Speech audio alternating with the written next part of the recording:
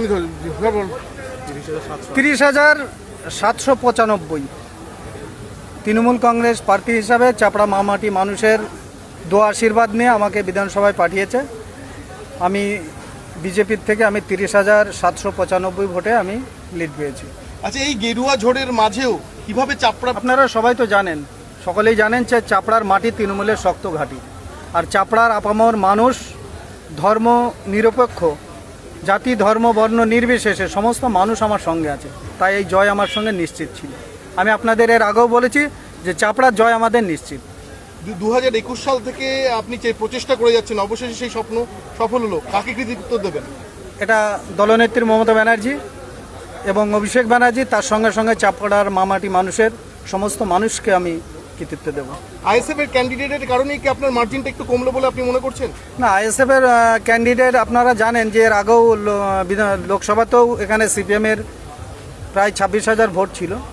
তো আইএসএফ হ্যাঁ একটু ভোট তারা পেয়েছে, ওদের ভোটটা যদি সিপিএমের ভোটটা সিপিএমের জায়গায় থাকলে মার্জিনটা আরও একটু বেশি বাড়তো।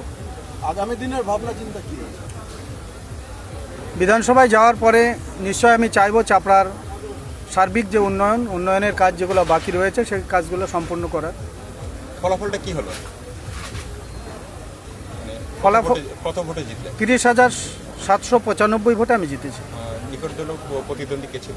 বিজেপি, ভারতীয় জনতা পার্টি। গোটা বাংলা জুড়ে গেরুয়া ঝড়, সেই জায়গায় দাঁড়িয়ে চাপড়া এবং কালীগঞ্জ একটা পুরো অন্যরকম চিত্র। কীভাবে দেখছি, কি বলবো? আমার বিশ্বাস ভরসা চাপড়ার মানুষের ওপর ছিল। এর আগেও আপনারা দেখেছেন বারবার আমি তৃণমূলকে সর্বসময় ওখানে শক্তিশালী করেছি এবং দল আমাকে প্রার্থী করার পরও চাপড়ার মানুষ আমাকে মেনে নিয়ে ভোটটা করেছে। তার জন্যে আপনারা এই গেরুয়া ঝড়ের মধ্যে দিয়েও আপনারা দেখছেন যে চাপড়াতে তৃণমূল কংগ্রেসের প্রার্থী হিসাবে আমাকে নির্বাচিত করেছে।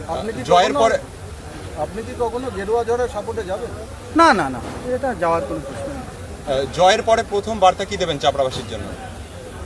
চাপড়া মামাটি মানুষের সমস্ত মানুষের কাছে আমার একটাই বার্তা থাকবে, শান্তি শৃঙ্খলা বজায় রাখা এবং সর্বধর্মের মানুষকে নিয়ে আমরা একসঙ্গে এর আগেও যেভাবে চলেছি আমরা সেইভাবেই একসঙ্গে আমরা বসবাস করতে চাই।